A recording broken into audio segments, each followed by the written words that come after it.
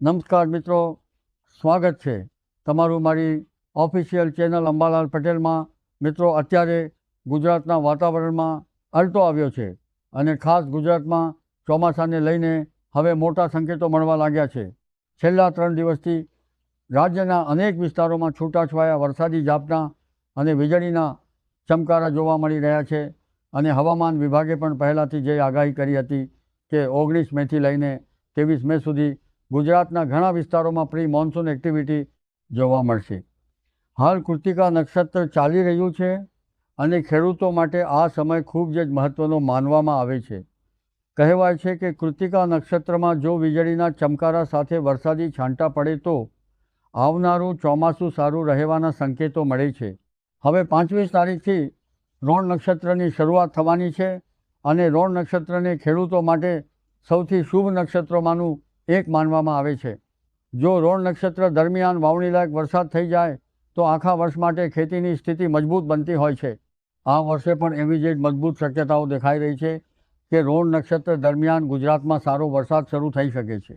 આજના આ ખાસ અહેવાલમાં આપણે જાણીશું કે ચોમાસું હાલમાં ક્યાં પહોંચ્યું છે, અરબી સમુદ્ર અને બંગાળની ખાડીમાં શું સ્થિતિ છે, વાવાઝોડાને લઈને શું નવી અપડેટ સામે આવી છે, ગુજરાતમાં પ્રી મોન્સૂન એક્ટિવિટી ક્યારથી વધશે અને આખરે વાવણીલાયક વરસાદની શરૂઆત ક્યારે થશે।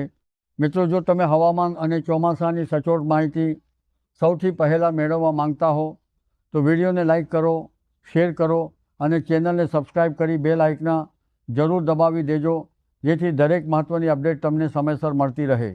મિત્રો, હાલ બંગાળની ખાડીમાં ચોમાસું ખૂબ જ ઝડપથી સક્રિય બનતું જઈ રહ્યું છે અને અરબી સમુદ્ર તરફ પણ ભેજવાળા પવનો આગળ વધવા લાગ્યા છે।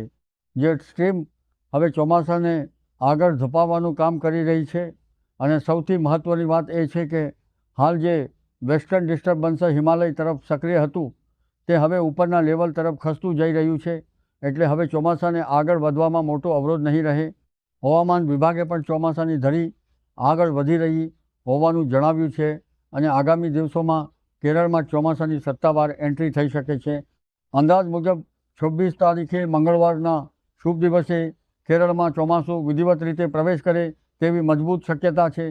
મિત્રો, ખાસ વાત એ છે કે આ વખતે અરબી સમુદ્રમાં કોઈ મોટું વાવાઝોડું બનવાની શક્યતા ઓછી દેખાઈ રહી છે અને એ જ કારણથી ચોમાસું વધુ ઝડપથી અને મજબૂત રીતે આગળ વધી રહ્યું છે।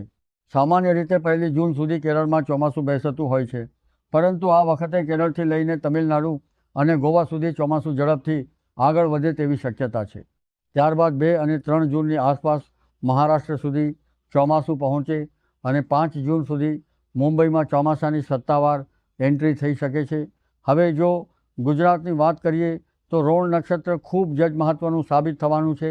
25 મેથી 7 જૂન સુધી રોણ નક્ષત્ર રહે છે।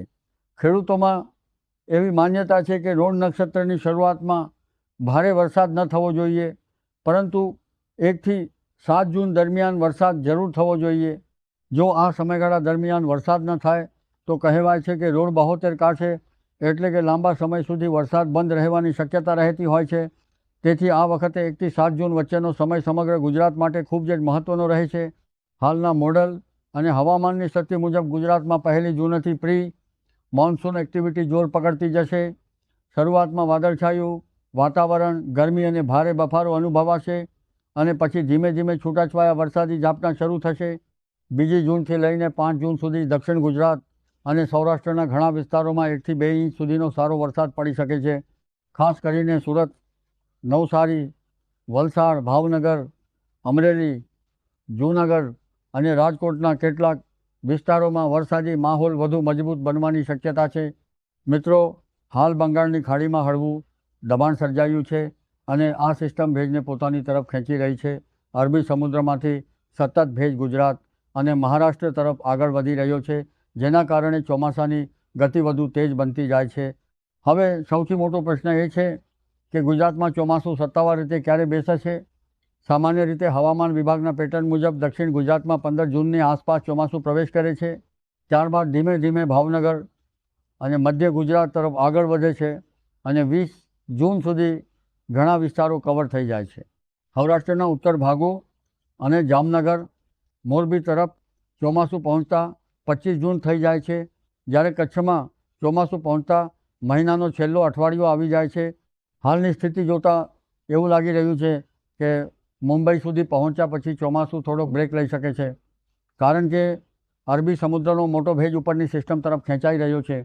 એટલે ગુજરાતમાં ચોમાસાની સત્તાવાર એન્ટ્રી માટે 15 જૂનની આસપાસનો સમય સૌથી વધુ મજબૂત માનવામાં આવી રહ્યો છે.